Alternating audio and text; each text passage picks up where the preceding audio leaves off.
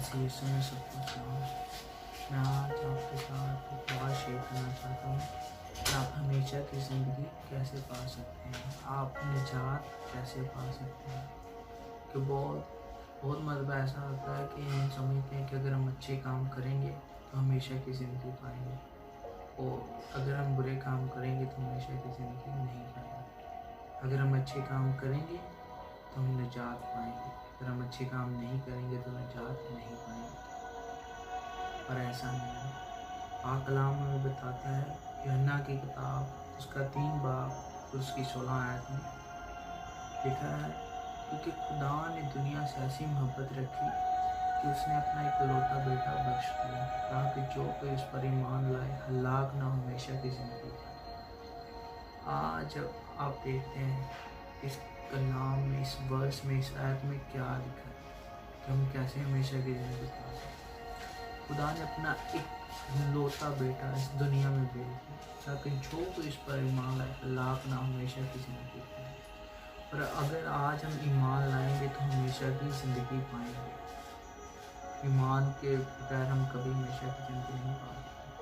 अगर आप सोच रहे हैं तो आप गुनाहगार हैं, अगर आप ईमान ले भी आए तो आप हमेशा की ज़िंदगी नहीं पाओगे, तो ऐसा नहीं है। जब आप ईमान लेके आते हो तो आपके हर गुनाह माफ़ हो जाते हैं।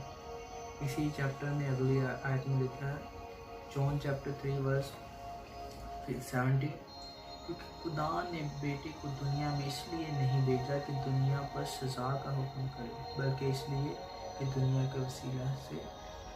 उसके वसीला से निजात पाए।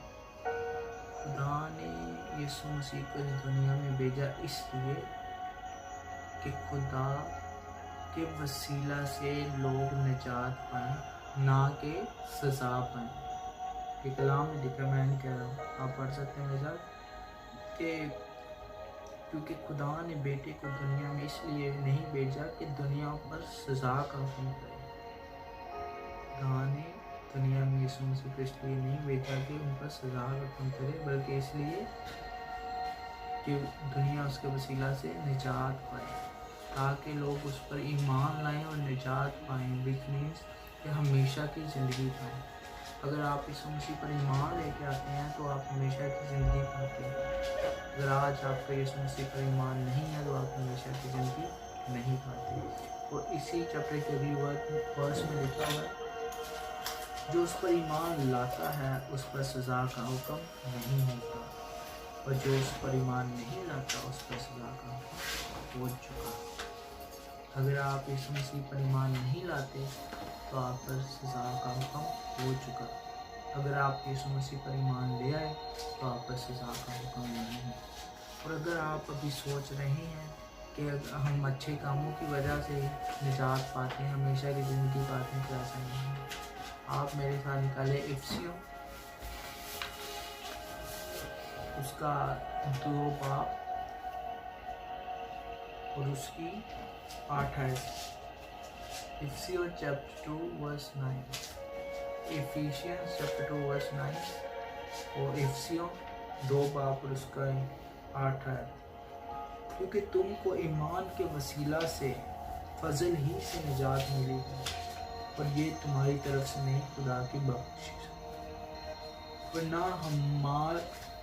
ना ईमाल के सबब से, ताकि कोई ईमाल यानी कि अच्छे काम।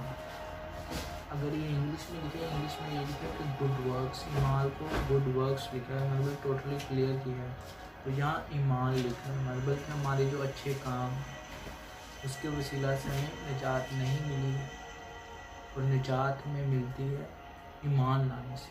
और ईमान किस पर लाने से? खुदा यीशु मसीह पर ईमान लाने से। आज आपके पास टाइम है कि आप ईमान लाओ और हमेशा की ज़िंदगी पाओ। और मैं चाहता हूँ अगर आज आप ईमान लाते हो तो मेरे साथ सर झुकाएं और दुआ करें कि खुदा आपको निजात बख्शे और आपके गुनाहों को माफ़ करे। अगर आप अपनी पूरी दिल और पूरी जान से अपने गुनाहों का इकरार करोगे और उसे कबूल करोगे तो वो आपके गुनाहों को माफ़ करेगा और आपको हमेशा की ज़िंदगी बख्शेगा।